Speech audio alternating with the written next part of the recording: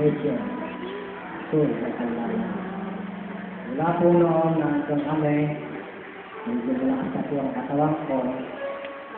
Nakapagusla po ang Jerry, katawan. bakit ka ngayon sergeant? Pato yung jet. Di ba dati sa mga center, bibigyan kami ng auto-release. Mula nung tumagal ng ilang buwan, medyo sila sa katawan. Hindi po ako nakapagit ng sangka. Hindi po ako nakapagit. So, kahit ako'y pumasok ang bulit sa community center,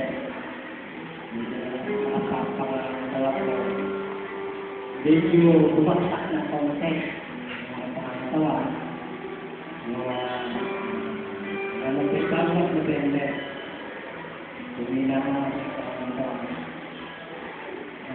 Pinang bulot rin ito, sa mga siguro ito hanggang sa isang araw, kasi sila pero sa kanyang mga kasama si Sir. So kami high school, nang sila'y dumatay, nandun ako sa loob ng school. Nanonood kami ng CCTV, kasi nga nagpapay. Ngayon, dumating sila daw para kawalan ng Panginoon. So, sabi ko sa mga kasama ko, isipin muna natin ang panonood ng CCTV. Tapos, parang gagawa sila ng ano, parang kakanta sila, nag-pray sila. So, ang ginawa ko, parang may nagtulak sa akin, lumabas sa kanila. So, nakinig ako ng gawain nila, sila sister, si brother, kasi, nakakita natin pala sa mga sila. So, nagkikitara sila, kumakanta sila, kung nakaupo sila sa tabi, sa kanila. Sa madaling sabi, sa kanilang prayer, kahan nila, sila naman ako may brother Eric. Ngayon, sabi ko, ako ay sakit na cancer sa ilong, so, sabi siya, patay, tapos pangatawag sa akin, patay, mag-pray ka namin. So, i-pray naman nila ako. Nag-pray nila ako, parang gumaan ang pakiramdam ko sa pag-pray nila. Ito. Maganda. Ganda ang nangyayari sa akin. May sumasok na spirit. Kaya, tulong ang nangyayari sa akin.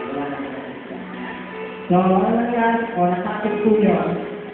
Kaya sa spirit nila ko, ang pakiramdam ko ay gumanda. Diba? Dahil sa basic nila. So, nung sila yung buhay na, paano sila, sabi ko, balik kayo.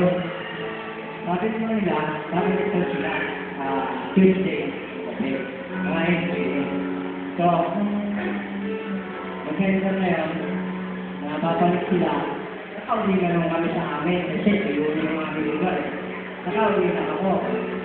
So, hinahanap ko sila ng Tuesday. Nasa amin na ako. Sila, bumalik yata sa pagkaso, hindi na makabalik to school, kanina na katawan ko. Paksak na ako sa katawan, sa nakilatan, maganda na ako. Kita ko ako. Titignan ko, iyakas ko lang sa kamay na lang para dumilang ako. So, mga 5 December, nagkakasama sa November, nasa amin na ako. Nakita kami nga pala ni Brother Eric sa Paranan, gulat siya. Kasi tayo na pala tayo ko, tanong ako sa amin, so, may 2 weeks lang bakagya sa tama. So, hindi pa nangyari yun. Patay muna, nanyanyanan na kami ni Brother Eric na pumunta ito. So, wala kinala pa wala ng pagkakas sa kami. Pumunta ako dito, mag-December. Talagang bakta ang katawan mo. Nagkakantaan dito, ako'y masasayigan, pilit sumala, kahit na ako ng alang-alang kayo. Hanggang sa nagtatayo, nawawala ka ng sakit. Hindi ko na kaya ang buho ko. Pagkat nawala na yung pananakit na yun. Tapos, by December, umakas naman ako. Nakasip. Bakit yung takawan ko yung nangyari ko? Nagtakawan mo. Pagkalawin ko pala ako ng sakit ko. Mga sakalag na ako. Ito, praise the Lord.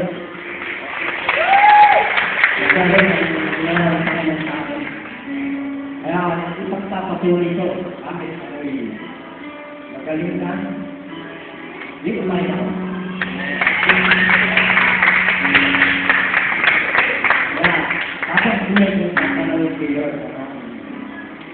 Kagaling nga, nagbigay niya sa akin. Salamat sa kanya na buong puso. At buong puso mag-iyahan doon sa kanya. Puso sa kaluluwa.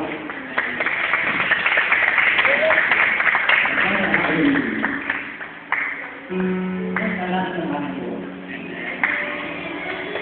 Kaya, ito yung mga December, hindi na aking pakiramdam. At sa katunayan ko, ako'y kinakaroon sa kapitid. Pinigay ko, naka-36 ako sa chemo. Pero kahit ko ako'y nasa sa PDS, di ako nakalimot kay Lord na manalangin sa kanya bago matulog. Kahit ako'y nakikita head na hinihingan, ako'y nag-pray ko. At merong binasasa na Bible naman, napakalit ng letra, kahit ako'y duling-duling na, pinipilit ko pa rin basahin. Kahit ako minsan, kahit duling-duling na, pinipilit ko siyang basahin. Kasi gusto ko po talaga, mapalasit kayo. Ulit ko lang.